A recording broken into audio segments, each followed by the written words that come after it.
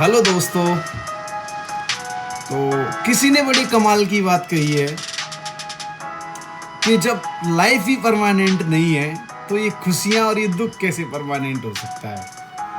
तो मैं हूं आपका बादल प्रताप और आ गया हूं एक नई कहानी के साथ।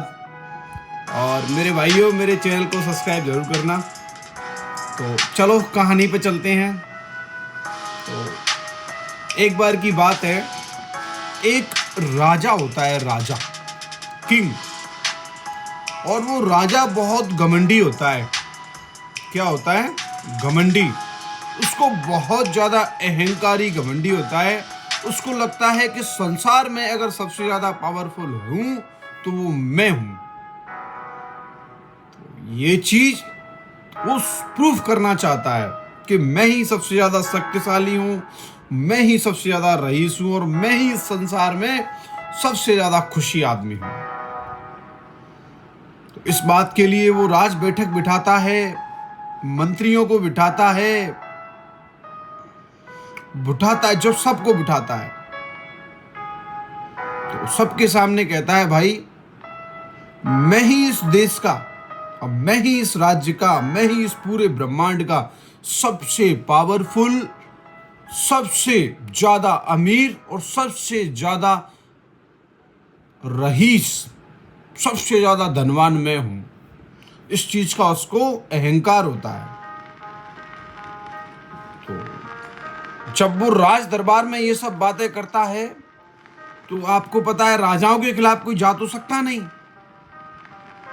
तो उसने कहा कि मंत्री महोदय, आप ये बताइए, हम ये संसार के सामने कैसे प्रूव कर सकते हैं कि मैं ही सबसे धनवान हूं, क्योंकि मेरे पास पता नहीं कितने हीरे हैं और बेशकीमती जवाहरात, हीरे, पत्थर बहुत सारे हैं। अब मैं इसको कैसे प्रूव करूं? तो मंत्री कहता है, महाराज ऐसे तो कोई बात मानेगा नहीं, पर हाँ मैं ऐसे एक ब्राह्मण को जानता हूं जो अगर ये बात कह देगा तो पूरी दुनिया उसकी बात मान लेगी। तो राजा कहता है कि ये तो बात सही है, तो तुम उसको बुला के लाओ। तो जब उसको भैया निमंत्रण भेज दिया जाता है और उस ब्राह्मण को राजा के महल में और दरबार में बुलाया जाता है। जब उसको बुलाया जाता है तो उसको बिल्कुल ऐसे ट्रीट किया जाता है जैसे कि वो ब्राह्मण किसी दूसरे देश का राजा हो, बिल्कुल राजाओं की तरह, बिल्कुल वही सम्मान। और उसके मतलब बहुत अच्छे से उसका सम्मान किया जाता है। और उसको राज दरबार मतलब राजा के महल, राजा के खजानों का भ्रमण किया जाता है, राजाओं के बगीचों का भ्रमण कराया जाता है। और राजा स्वयं साथ में उसके साथ रहता है, मंत्री साथ रहते हैं। जब वो भ्रमण करा रहे होते हैं तो ब्राह्मण से बार बार कहते हैं कि महाराज देखा आपने, ये कितना आलीशान महल है, संसार में ऐसा महल लगता है किसी के पास नहीं होगा या नहीं है। ब्राह्मण कुछ नहीं कहता, देखता चलता है कि मामला क्या है। अपने बगीचे को दिखाता है, फिर खजानों को दिखाता है और खजाने में जाके कहता है कि महाराज देखिए, मेरे पास बेशकीमती खजाना है, पता नहीं कितना है। आपको ये नहीं लगता कि संसार में सबसे ज्यादा धनवान आदमी मैं ही हूं?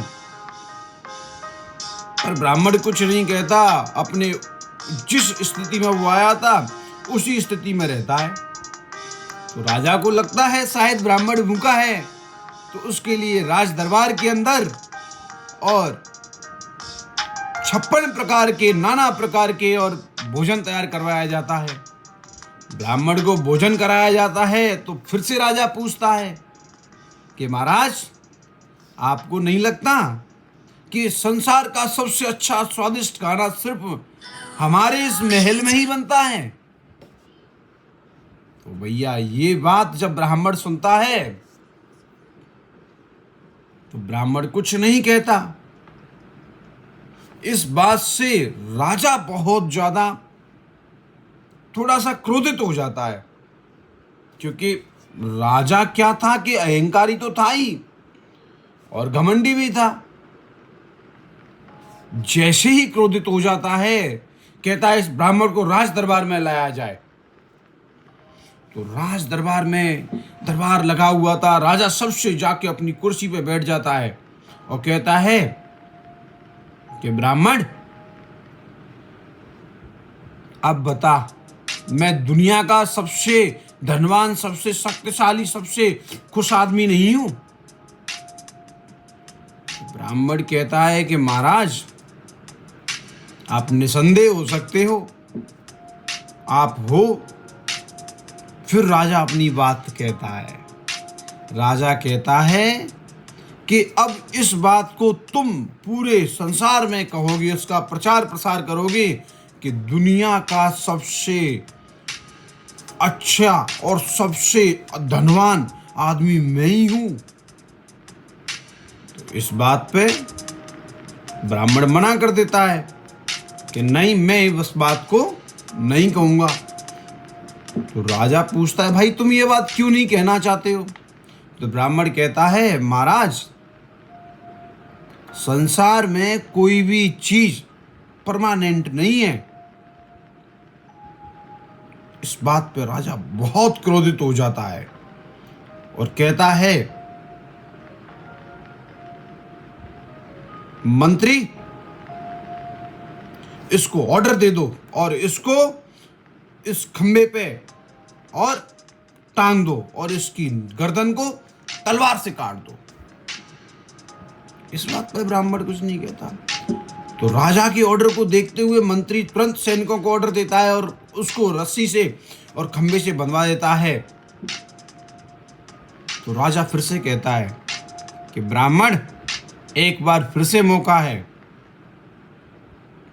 कह दो संसार में ये वाली बात। ब्राह्मण मुकर जाता है। तो राजा उस ब्राह्मण का गर्दन को कटवा देता है। तो राजा अहंकारी तो था ही। अब सालें बीत जाते हैं, बहुत समय हो जाता है। राजा और अपने राजपाट को बढ़ाता चला जाता है। 10 साल बीत जाते हैं। अब राजा ने अपना साम्राज्य और बड़ा कर लिया और शक्तिशाली बन गया। परंतु एक दिन किसी दूसरे राजा से जब समय बदला, समय ने करवट ली, तो राजा दूसरे राजा से हार जाता है। अब दूसरे राजा से हार जाता है तो उसी दरबार में वो दूसरा राजा उसकी गद्दी पर, सबसे ऊंची गद्दी पर जाके बैठ जाता है और कहता है अपने मंत्री से कि आज इस राजा को उस खंबे से बांध दो और उसका गर्दन काट दो।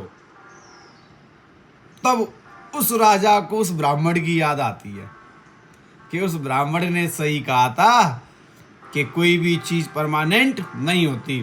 तो राजा बहुत तेज हंसता है और कहता है कि महाराज, आप बिल्कुल सही थे, आप बिल्कुल सही थे, आपकी जय हो। कोई भी चीज परमानेंट नहीं होती है। और उस राजा के कहने पर उसकी गर्दन काट दी जाती है। राजा का दी एंड हो जाता है। इस कहानी से सिर्फ हमें एक ही शिक्षा मिलती है कि समय किसी का खराब हो या अच्छा हो, वो समय गुजर ही जाता है। कोई भी चीज़ परमानेंट नहीं होती है। इसलिए संसार में कुछ ना कुछ हमें करते रहना चाहिए। हमें अहंकारी नहीं होना चाहिए और हमें ये घमंड नहीं रहना चाहिए किसी बात का कि हमसे बढ़कर कोई नहीं है, क्योंकि घमंड तो रावण का भी टूटा था। तो जय श्री राम मेरे भाइयों। आपको कहानी अच्छी लगी हो तो कृपया करके चैनल को सब्सक्राइब कर लो और वीडियो को लाइक कर दो और शेयर कर दो। जो जो इस कहानी से प्रेरित हो वो भाई को कमेंट करके बताना कि ये कहानी कैसी लगी। जय श्री राम भाइयों।